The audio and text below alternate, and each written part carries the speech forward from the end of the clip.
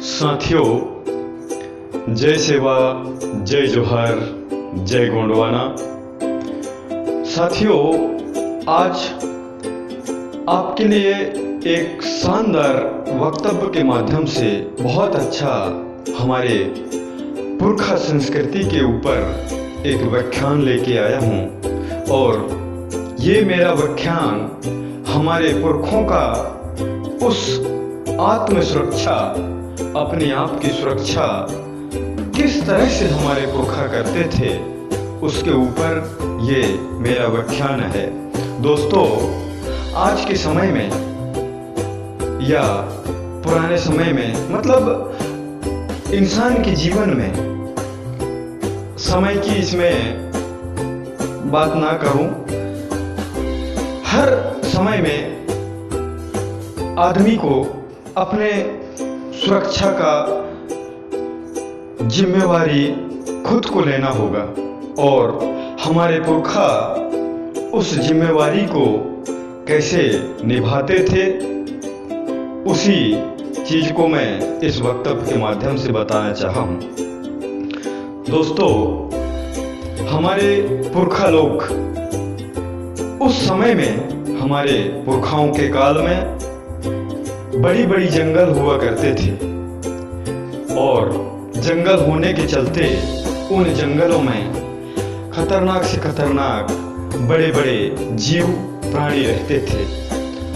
शेर, जंगली भैंसा, हाथी, भालू, बड़ी बड़ी सांप, इस तरह का। और इन चीजों से हमारे पुरखा लोग कैसे बचते थे, और इस जल जंगल जमीन हमारे पुरखों की संपदा को लूटने के लिए जो लुटेरा हुआ करते थे, आज भी हैं, इनसे कैसे ये अपने आप का जल जंगल जमीन और अपने आत्मा की सुरक्षा करते थे। आज वो दिन हमारे लिए आ गया है। तो मैं बताना चाहूँगा कि हमारे पुरखा लोग जब भी घर से कहीं बाहर जाते थे तो अपने सेल्फ डिपेंड जाते थे। वो चाहे कितना ही बड़ा जंगल हो, कितना ही बड़ा नदी हो, या फिर कितना ही दिन का रास्ता हो, वो अपने नाश्ता, रोटी भाजी साथ में लेके चलते थे। साथ ही अपने आत्म सुरक्षा का पारंपरिक अस्त्र, औजार साथ में लेके चलते थे। वैसे हमारे पुरखों का पारंपरिक अस्त्र शस्त्र बहुत सारा हुआ करते हैं, जैसे धनुष, तीर धनुष, बर्छी, भाला, कुल्हाड़ी, फरसा, इस तरह से। तो ये जो तीर धनुष और बर्छी भाला है, इसको तो हर समय हमारे पुरखा नहीं रखते थे, लेकिन अपने सुरक्षा के लिए जो हर समय रखते थे वो है कुल्हाड़ी। तो कुल्हाड़ी भी अलग अलग साइज और आवश्यकता के अनुसार इनको बनाया गया है, 3-4 टाइप से। जैसे एग्जाम्पल बताऊं मैं, तो एक मानव को ही, जैसे वो छोटा रहता है, बच्चा होता है, तब उसे बच्चा बोलते हैं हम। जब वो बड़ा हो जाता है तो उसको जवान बोलते हैं। फिर उसके बाद उसका जो उम्र बढ़ता है तो उसको बुढ़ापा बोलते हैं। इसी तरह से कुल्हाड़ी का भी अलग अलग साइज के हिसाब से उसका नाम होता है। और सबसे बड़ा जो कुल्हाड़ी का साइज होता है, बड़े बड़े लकड़ियों को फाड़ने के लिए, तो इसको कुल्हाड़ा बोलते हैं। ये सबसे बड़ा रूप होता है। उसका जो छोटा रूप होता है उसको कुल्हाड़ी बोलते हैं। और एक अलग टाइप का होता है, तलवार के जैसे ही, उसको फरसा बोलते हैं। इससे हमें, हमारे लोग इस फरसा से देवधामियों में जब पूजा करते हैं, जीवों का बलि चढ़ाते हैं, उस समय उस फरसा का उपयोग करते हैं। और इससे जो छोटा रूप होता है, जिसको हमारे पुरखा हर समय कहीं जाते थे, जंगल में, बाजार हाट में, या फिर कहीं मेहमानी में, तब उसको अपने साथ एनी टाइम रखते थे, उसको बोलते थे बलुआ। हालांकि इन 4 नामों को अलग अलग क्षेत्र के अनुसार, क्योंकि अलग अलग क्षेत्रों में अलग अलग नामों से हर चीज़ को जानते हैं, तो मैं हमारे गोंडवाना अंचल गढ़ा मंडला की बात बता रहा हूँ। उसको बलुआ बोलते हैं और ये हमारे पुरखों के साथ हर समय होता था। और इसका इस्तेमाल वो मतलब अपने आत्म सुरक्षा, जैसे कोई शेर आ गया, भालू आ गया, तो जानवर अगर हम निहत्थे रहेंगे, हमारे पास कोई अस्त्र शस्त्र नहीं होगा, तो जानवर भी, उनको भी कुदरत ने ज्ञान दिया है, उनको भी पता होता है कि वो देख के समझ जाते हैं कि इसके पास शस्त्र है जिससे हमें मार सकता है। अगर हम निहत्थे रहेंगे तो वो हम पे आसानी से हमला कर लेगा। इसलिए हर समय में आज भी आपने खुद की सुरक्षा के लिए उस अस्त्र शस्त्रों का हमारे साथ होना बहुत जरूरी है। तो कहीं गए हम, जैसे कहीं सांप मिल गया, तो सांप को हम उससे मार सकते हैं, किसी भी चीज को हम उससे मार सकते हैं। तो जो बलुआ होगा, कुल्हाड़ी होगा, जो भी है, ये एक डंडे का काम तो करेगा ही, डंडा तो है ही है, इसमें डंडे का काम तो करेगा ही, साथ में इसके साथ जो धारदार औजार है, ये मतलब डबल काम करता है, डंडे का भी और शस्त्र का भी। तो इस चीज से हमारे पुरखा लोग किसी भी जीव प्राणी से बच जाते थे और जंगलों में जरूरत के मुताबिक उस बलुआ से दातून काट लेते थे, या फिर अपने लाठी काट लेते थे, या फिर घर में छोटे छोटे जो गाय का, भैंस का बच्चा होते हैं, उनके लिए पेड़ का पत्ती तोड़ के ला सकते हैं। यानी कि मल्टीपल टाइप का ये औजार होता है हमारा, जिसे हम आज भूल गए हैं, नहीं रखते साथ में, और जब जरूरत पड़ता है मौके में तो हमारे पास कुछ नहीं होता, और जिसके पास कुछ नहीं होगा वो अपने सुरक्षा कैसे करेगा, संभव ही नहीं है। इसलिए हमारे पुरखा हर समय अपने साथ वो शस्त्र का, बलुआ का केयर करते थे, कैरी करते थे, रखते थे।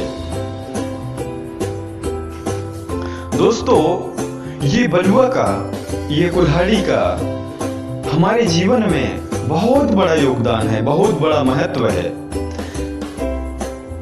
मुझे एक एग्जाम्पल और याद आ रहा है। जैसे हम काम धाम करने वाले आदमी हैं, बड़ी बड़ी वजन भरा चीज हम अपने कंधों के माध्यम से दूर दूर तक लेके जाते हैं। तो जैसे हम एक कंधे में या वजनदार लकड़ी रखे हैं, तो जो हमारे पास बलुआ होगा, कुल्हाड़ी होगा, उसका जो डंडा होगा, उसको हम एक कंधा में, जैसे लेफ्ट कंधा में हमने उस वजनदार लकड़ी को रखा है, तो राइट कंधे के माध्यम से उस बलुआ से हम टोचन देके उस वजनदार, जो एक कंधे में ही सारा वजन जाता था, उसको टोचन रूप में, टोचन टाइप का दे के दूसरे कंधे के माध्यम से उसके वजन को दोनों कंधों में डाल देते हैं। उससे जो उसका वजन है वो मिनिमाइज हो जाता है, कम हो जाता है। इस तरह से अनेकों महत्व हैं दोस्तों, और ये जरूरत है इंसान को। ये हमारा पुरखों का पारंपरिक शस्त्र है। सेल्फ डिपेंड जब हम नहीं रहेंगे, सेल्फ डिपेंड का मतलब यही नहीं कि हम अच्छा खेती कर लें, अच्छा नौकरी में चले जाएं, वो नहीं है। समय बहुत खराब है, कब कहां कैसे मुसीबत आ जाए, इसके लिए अपने आप को सेल्फ डिपेंड, आत्म सुरक्षित होना बहुत जरूरी है। इसके बिना हम कहीं भी धोखा खा सकते हैं, कहीं भी मार खा सकते हैं। हमारे गोंडवाना अंचल में आज भी मैं पुराने लोगों को देखता हूँ, वो कहीं जाते हैं तो अपने साथ में बलुआ जरूर रखते हैं। मुझे उस चीज का अंदाजा नहीं था कि ये क्यों रखते हैं साथ में। तो हर चीज का कुछ ना कुछ महत्व होता है। तो आज के दौर को देखते हुए और आज के दौर को मैं पुरखों के उस चीज को कंपेयर किया कि क्या वजह हो सकता है, तब वो वजह मुझे आज साफ झलका दिखा, महसूस हुआ कि क्या वजह था कि हमारे पुरखा ये कुल्हाड़ी और बलुआ साथ में रखते थे। बहुत बड़ा राज है उसमें, बहुत बड़ा हमारा पुरखों का रिवाज है ये। और यही कारण था कि हमारे पुरखों के पास ऑलरेडी शारीरिक और मानसिक रूप से ये स्ट्रॉन्ग, मजबूत तो होते ही हैं, लेकिन इनके पास एक छोटा अस्त्र कुल्हाड़ी या बलुआ हो जाने से ये बड़ी बड़ी जंगलों में अकेले ही चले जाते हैं। फिर वहाँ कितना ही खतरनाक जीव प्राणी मिल जाए, नहीं डरते किसी से, भिड़ जाते हैं ऐसे ही। तो यही कारण था कि वो बड़े बड़े जानवरों का सामना कर लेते थे, नहीं डरते थे। और निहत्थे होने से तो पता ही है आपको, एक छोटा सा जानवर, आज के समय में तो हमारे पास पुरखों के जैसा ताकत भी नहीं है, उम्र भी पुरखों से आधा रह गया, ताकत भी आधा रह गया, और हम निहत्थे चल रहे हैं अपने आप के घमंड में कि कुछ नहीं होगा। लेकिन होना तो जब होता है बहुत कुछ हो जाता है दोस्तों। इसलिए हमारे पुरखों का जो सिस्टम और कस्टम है ना, ये बहुत कुछ सिखाता है, बहुत कुछ कहता है, उसको फॉलो करने की ज़रूरत है, जानने की ज़रूरत है। तो आज हम हमारे युवाओं को हमारे पुरखा दर्शन, लिंगो दर्शन को जानने की ज़रूरत है। हर एक उनके दर्शन में, संस्कृति में बहुत बड़ी बड़ी राज छुपे होते हैं, उन्हें आज हमें जानना होगा, तभी वो इतने बड़े साम्राज्य को, इतने बड़े राज्य को और ये जहाँ को, जल जंगल जमीन को बचाए थे, चलाए थे। और आज हम सब तरफ से निहत्थे हैं, दिमाग से भी निहत्थे और अस्त्र शस्त्रों से भी निहत्थे।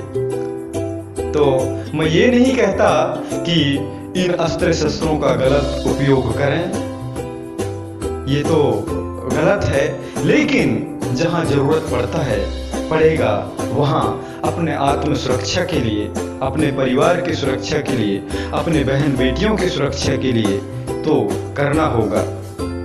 दोस्तों, इस तरह का हमारे पुरखा संस्कृति लिंगो दर्शन पर आधारित जानकारी मैं आप तक नित्य लेके आता रहता हूँ। हाँ, मेरे जानकारी में भले वो वजनदारी, वो अच्छा जानकारी ना हो, ये मैं खुद महसूस करता हूँ, क्योंकि हमारा लिंगो दर्शन पुरखा संस्कृति अथाह है। इसे इस छोटे से उम्र में जान पाना, समझ पाना बहुत मुश्किल का काम है।